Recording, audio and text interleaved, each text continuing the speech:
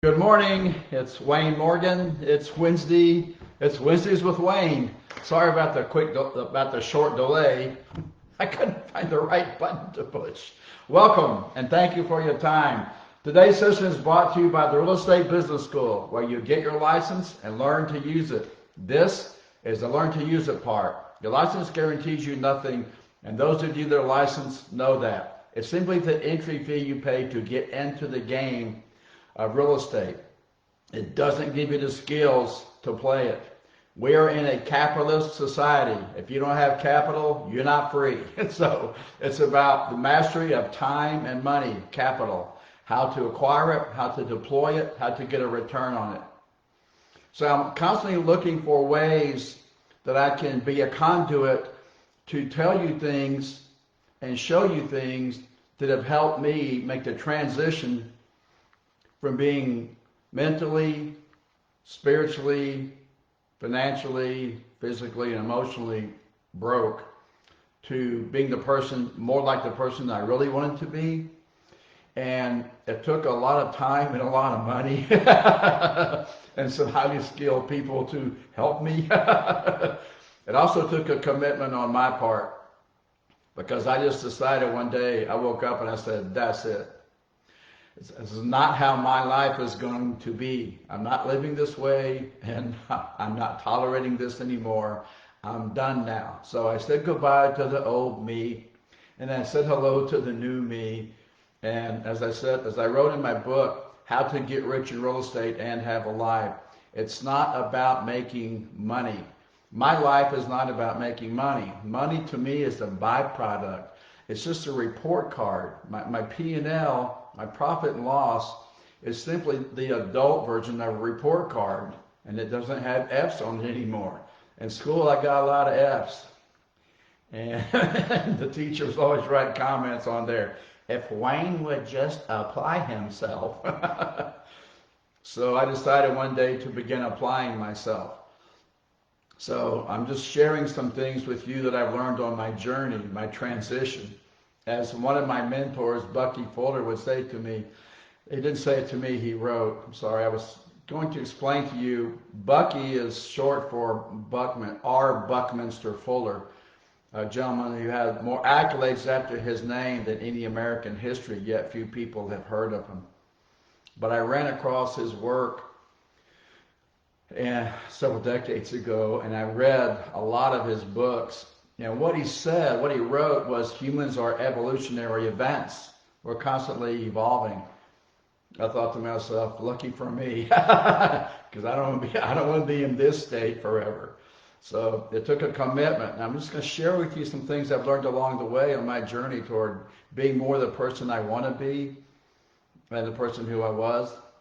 So some things we have to let go of, and some things we have to unlearn, and some things we have to take on, and some things we have to learn. What to say yes to and what to say no to. So I'm going to share an article with you today, I hope this is okay with you, that really has helped me tremendously.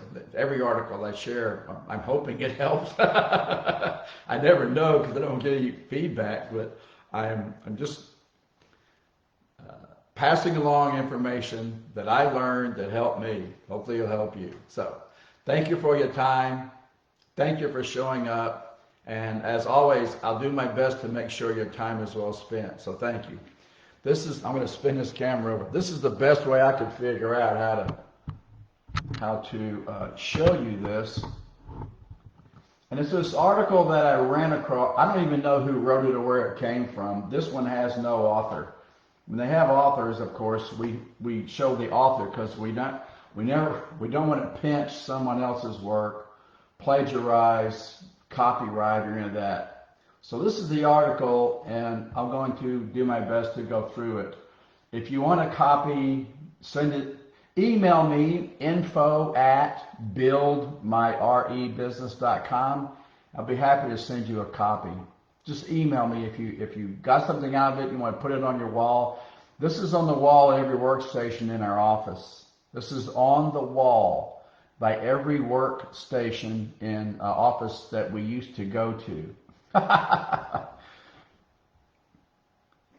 It's cultural.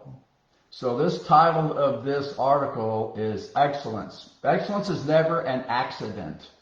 So it's achieved in an organization or institution only as a result of unrelenting and vigorous insistence on the highest standards of performance. You take mediocrity, you wad it up, and you throw it out the window. You totally never ever accept anything less than an excellence or an excellent effort. It requires an unswerving expectancy of quality from the staff and the volunteers. So it's clear, and this is one of the things that I learned from studying people. One was Michael Gerber, who wrote the book E-Myth, E for entrepreneurial.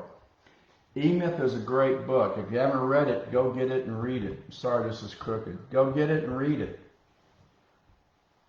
And what Michael Gerber says in there is, when you okay, let me say it to you this way. Every problem you have began in the initial communication. Every problem you have or ever had, it began in the initial communication. Either you said something you shouldn't have said, or more frequently, you didn't say something you should have said. So here's my saying for this. If you don't give someone your expectations and get agreement, they'll be met. You're responsible for any upset you experience. So you can't just go around telling people what to do. You have to get agreement they're going to do it. So this is what I expect. And when we have vendors, when we bring people on in the onboarding process, with customers, with everyone, it's, here are my expectations. Can I just take a minute and tell you what my expectations are? If you can't meet them, please tell me now. And I've been to over 800 listing presentations. And this is what I started saying to my clients, because I realized that every now and then I would get upset with them and they would get upset with me. And what happened was, we didn't have a shared reality. We didn't discuss expectations. One of us didn't meet the other party's expectations. And when the light bulb came on, because I'm constantly looking for problems to solve, because I want to get better every day. I'll never be perfect. No one will. I think that's an illusion. Perfection is an illusion. But if you're not saying to yourself, I could have done that better, and you're not trying to get better every day, then you're just going to get passed up by those of us who are. So everybody I hang around with, my vendors, my customers, my employees, my family, my spouse, my friends, we're all looking to get better, because we want to have more capacity to be, do, or have more. The reason that more is out there is because we want to have more, we want to be more. That's why there's more. So there's this unrelenting pursuit for excellence that will make perfection that we may never achieve. But there's nothing wrong with saying I could have done it better. It's cultural. So what Michael Gerber says in E-Myth is, when you bring people in, you start writing systems. You tell them up front, this is the way we do it here. This is the way we do it here. It's a cultural thing. This is the way we do it here. So we say it to people. These are my expectations. So I'd go in these listing presentations, once I had this cognition, and I would say to the sellers, is it okay if I tell you what my expectations are? And if you can't meet them, please tell me right now. Is that okay with you? And they go, well, yes. Because I also have I also want to know what your expectations are. And if I can't meet them, I'll do the same. I'll just tell you right now. So does that fit? Does that work for you? And they go, yeah. So, okay, good. We're not going to take the house 20% over market. It's not going to be a by appointment only. We're going to stage it and decorate it. You got to keep it clean every day. You got to get it ready for showing. Because I see these listings and I see these agents. My wife and I just sold our house, and the process of buying a new one was harder than it should have been. You've got these vacant houses that are appointment only. Why? Why is a vacant house?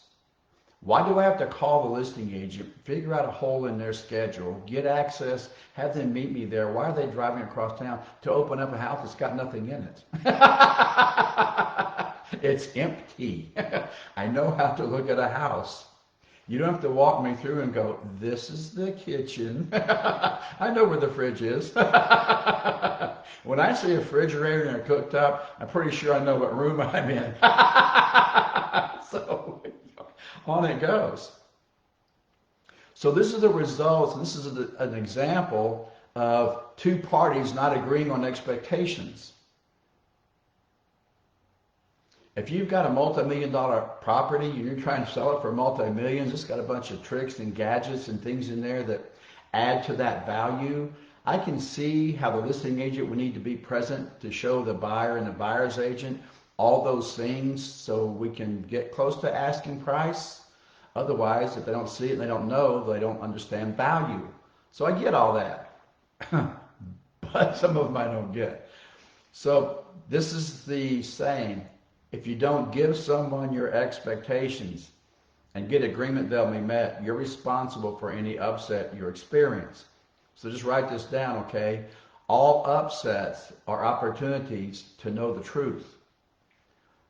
Upsets, they're just opportunities to know the truth. So what's the truth? We don't agree on expectations. That's what upsets often causes upset. I have my expectations, or as we discussed earlier, paradigms. They have theirs. When they clash, there's upset. So I really want to avoid upsets. I want that seller, my client, to get exactly what they want and more. And I want them to walk away from the transaction going, wow. Because that's where the referral comes from. That's where the customers for life come from. It's this unrelenting, ongoing, unforgiving a commitment to being the best we can at everything we do, step by step, day by day. It's cultural, and it's in the organization.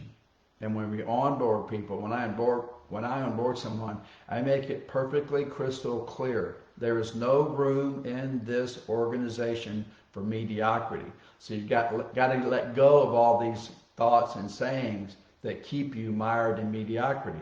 Like, that's good enough. Good enough for government work. I've heard this 100 times. That's good enough. You got to get rid of getting by. Get rid of get by. There's no reason in just getting by. Why would you just want to get by? So to me, your work is a signature of who you are. You put it out and you go, this is me. This is what I do. This is how I do it. This is why I do it this way. And it your work product is a reflection of who you are, right? Everybody knows that. So it's a message that, again, if you don't give someone your expectations, you're upset. Every problem begins in the initial communication. So we just give this initial communication. You're applying for this job, just make sure that you really want it. So let me tell you what's involved here. It is a commitment to excellence that never lets up. It's ongoing.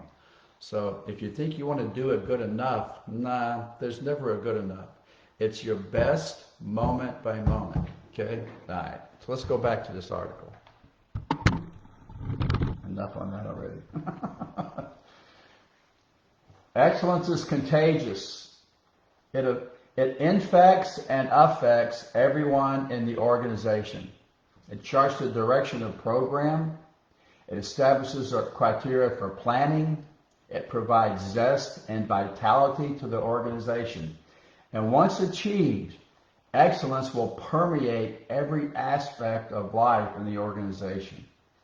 It demands a commitment and a tenacious dedication from the leadership of the organization. Once it's accepted and expected, it must be nourished and continually reviewed and renewed. It's a demonstration from the top down. Excellence in all things. It is a never-ending process of learning and growing. I had this employee once, really, really fabulous on the phones. Fabulous at answering the telephone. Fabulous with the customers. Pleasant. Really nice looking, physically attractive. Groomed, nice wardrobe. Pleasant. Courteous, polite, respectful. And she's everything you would want in having someone who represented you and your company and your product. There's only one problem. We were shifting to a new learning management system. So I had a one-on-one with her, and I said, look, we're going to be, learning some new things and growing and going to get in a different direction. And she said to me, she had the audacity to say this to my face, I really don't want to learn anything new. And my jaw dropped. She's like, I don't know, she was in her mid to late 20s. I said, what? I don't want to learn anything new. And I thought, I was stunned by the comment. A week later, her replacement was hired and she was gone. Because we have to keep learning and growing. If you don't want to keep learning and growing, then you and I are probably not going to be around each other very long because we have different realities. We're on different paths. We're not going in the same direction. We don't want the same thing. So this requires a spirit of motivation and boundless energy. It's always, so if you don't have motivation and you don't have energy, it's probably because you're not doing what you love. So how many of you know people that love what they do and struggle financially? And how many of you know people that make a ton of dough but really don't add much value or like what they do? So what I want to do is I want to do what I love and I want to be paid. We're in a capitalist society. And if you haven't mastered capital, then you're not free. It requires a spirit of motivation and boundless energy. It's always the result of a creatively conceived and precisely planned effort. Excellence inspires, it electrifies, it potentializes every phase of the organization's life. It unleashes an impact which influences every program, every activity, every committee, and every staff person. To instill it in an organization is difficult because you have to keep watching people and checking the work product. You have to hand it back to them and you tell them, good job, nice start, rough draft, well done, now make it better. And explain what better looks like. What does better look like? What does good look like? What does better look like? What does best look like? What is it? And if you can articulate that and never let up, you'll get it. To sustain it, even more so. To instill it is difficult. To demand more from others is difficult.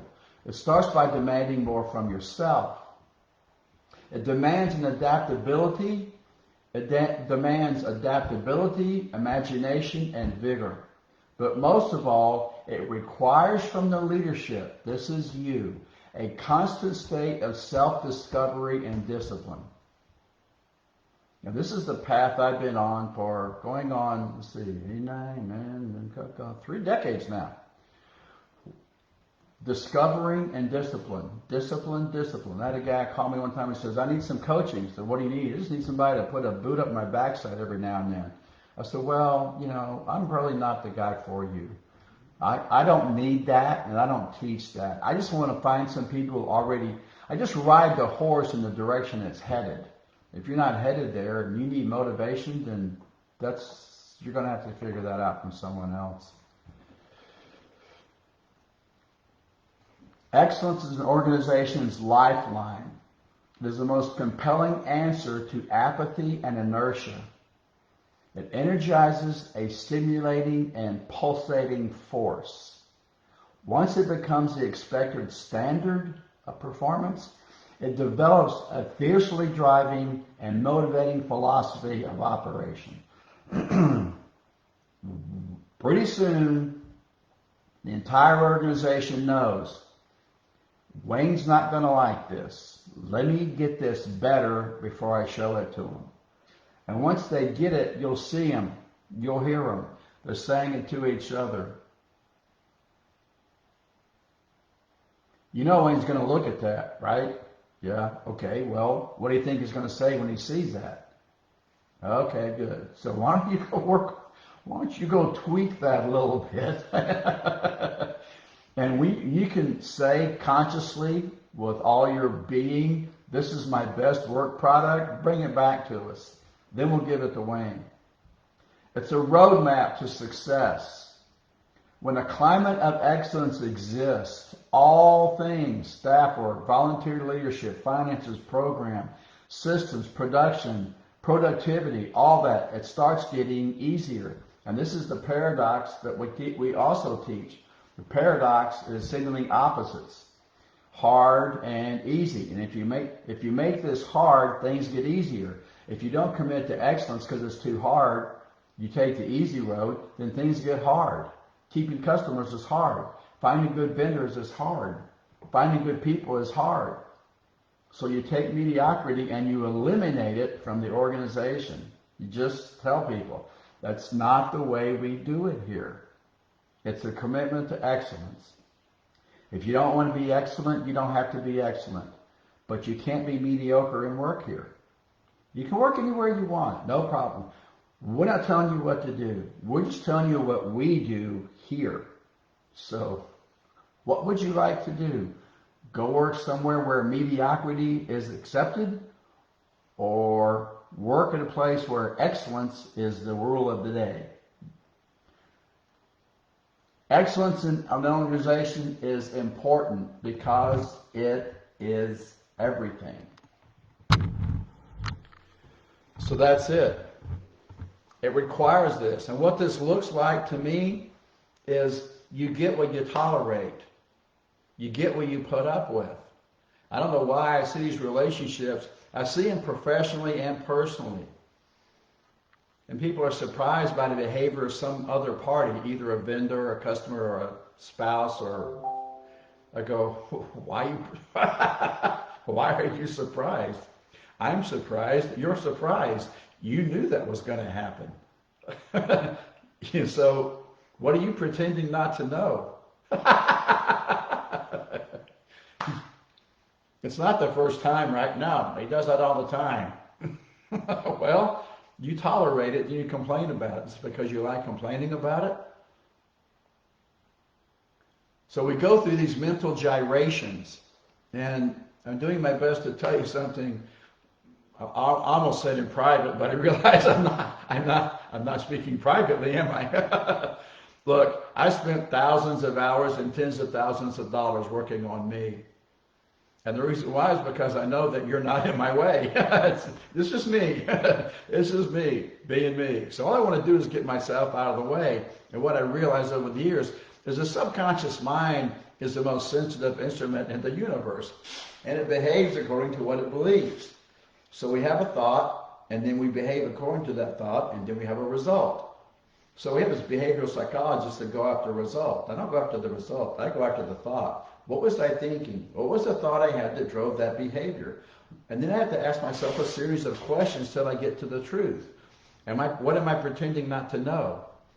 Why am I tolerating that? Am I willing to tolerate that? Am I going to demand excellence in myself so that I can model the behavior I want other people to have? Because to me, this is the key. You have to go around telling people how to behave. Just be that person, and they'll watch you, especially if you have children.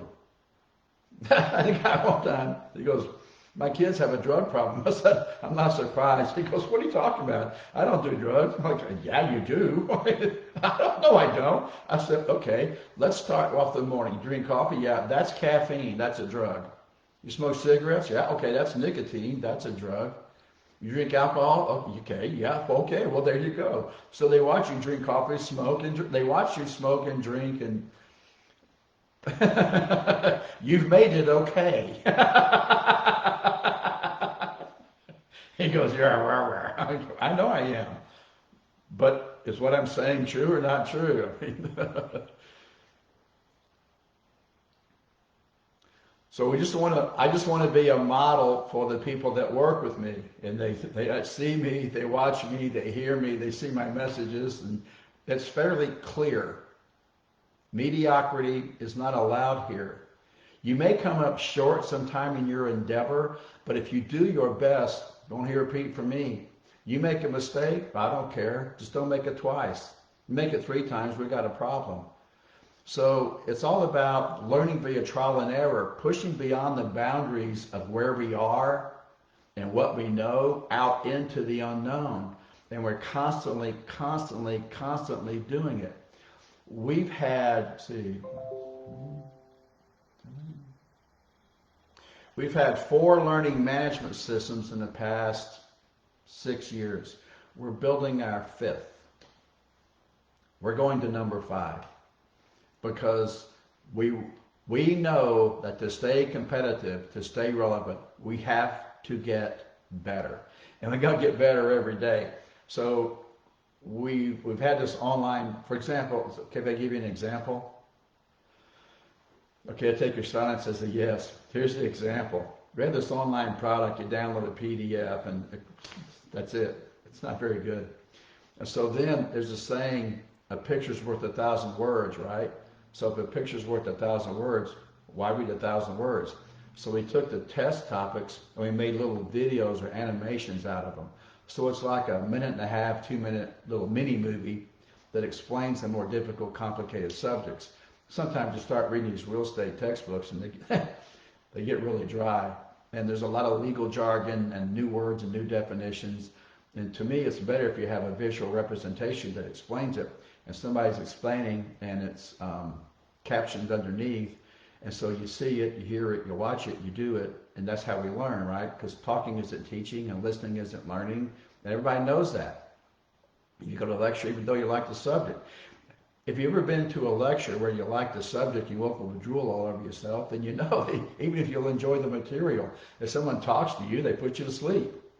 So, we have to figure out another way to deliver the method that engages the different senses. So we create these videos and animations. Okay, that worked a little bit. And then we had this pandemic come, and now we're very few live classes for months. So what we did was we took all our live classes that people really wanted, but were having trouble scheduling and getting to, and we just recorded them all. Now we put all those in their portals. So now we've got the PDF we've had, so they have a book they can refer to. Then we put all the illustrations in the book. Then we highlighted all the test topics.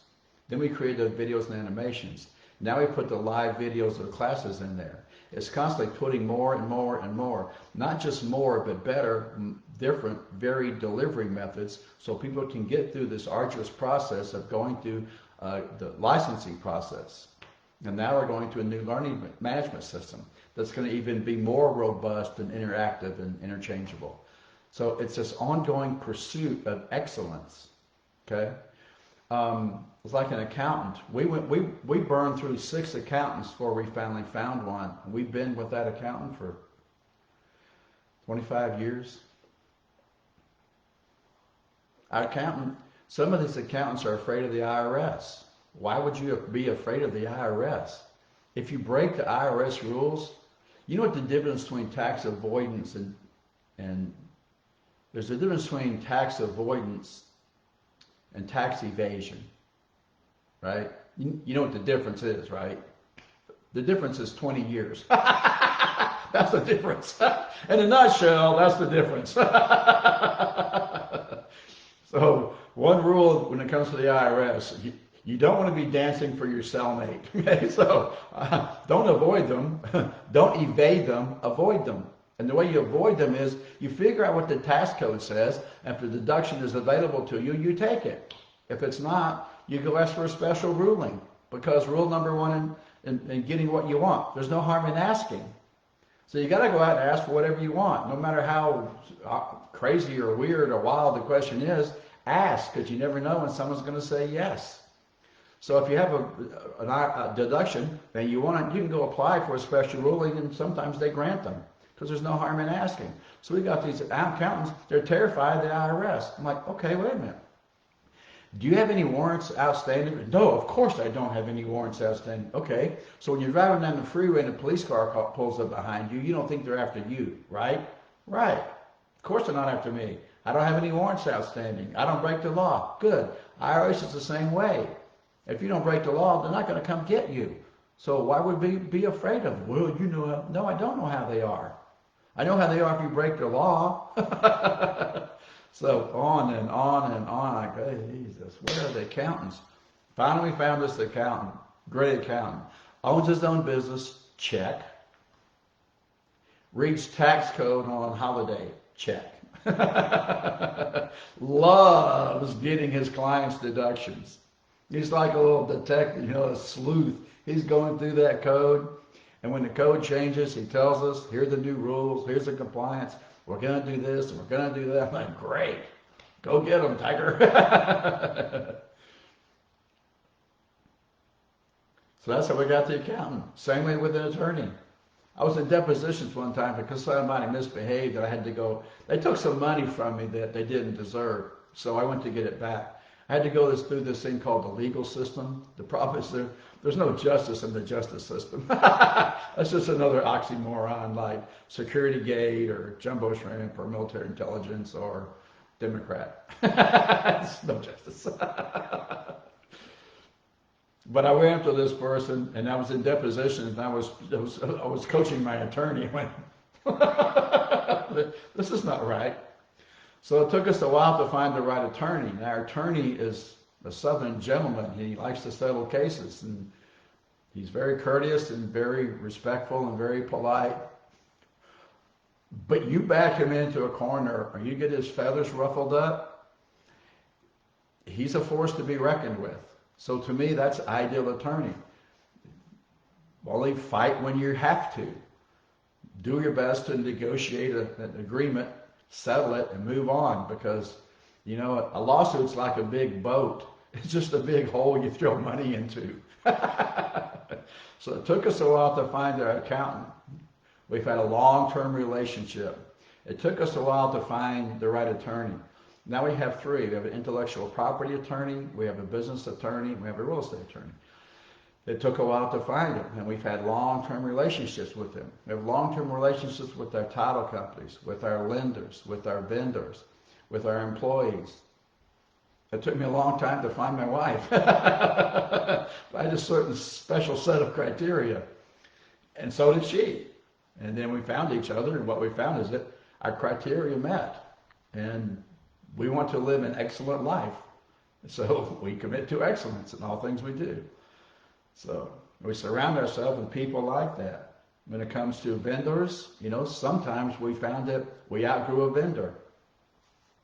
You outgrow them sometimes. If your business grows and you go from, doing $500,000 a year to $2 million a year, $2 million a year to $5 million a year, chances are your vendors may not be able to expand with you. And so if you outgrow them, you just have to thank them for their time and their commitment and go find another vendor. One that's committed to excellence that can keep up with you. So whether it's an employee, employer, a parent, child, customer, vendor, it's surrounding yourself with people, surrounding yourself. I'm not telling you what to do, I'm just telling you what I do. So surround myself with people who are committed to excellence. When my painter leaves the house, I go and look at his work. Oh, it's so incredible. The attention to detail that he has tells me two things. One is he loves what he does. And he does it to the very, very best of his ability. I walk in there, I see this pride that's reflected in his work. Like, wow, that guy's awesome. Well, what happens when I say, wow, that guy's awesome? I start referring him to everyone I know because I want him to have the same experience. And this is the way that I say thank you to him. Of course we pay him. Of course we thank him. But what's this thank you more than referring someone to your friends? So this attitude, this way of thinking and acting that's excellence or not at all. I'm not saying that we do everything right every time. What I'm saying is it's this commitment to excellence. It's just, it's like you just don't give up.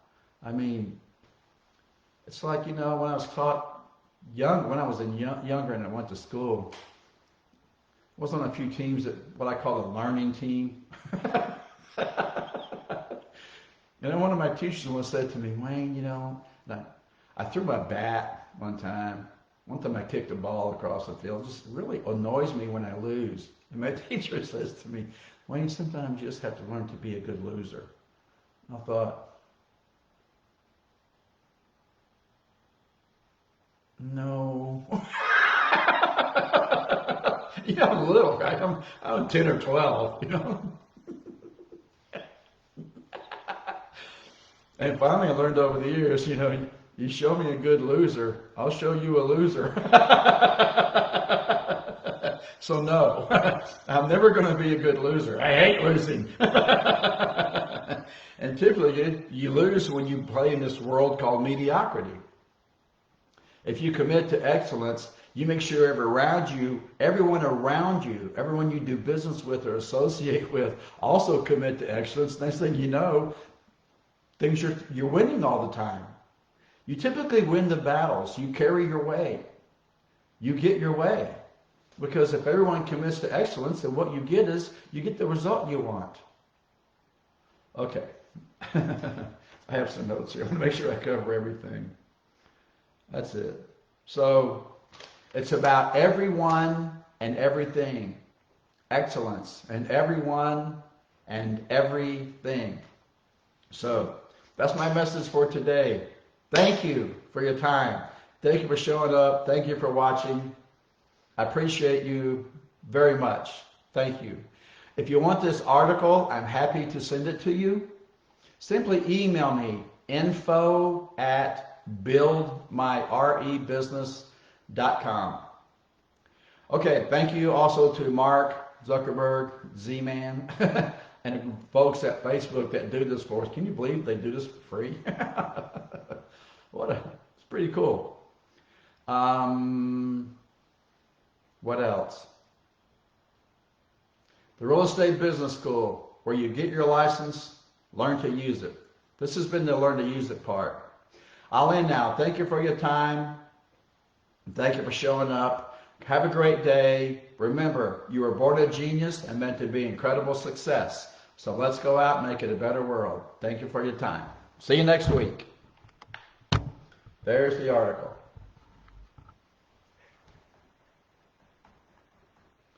Excellence. Thank you.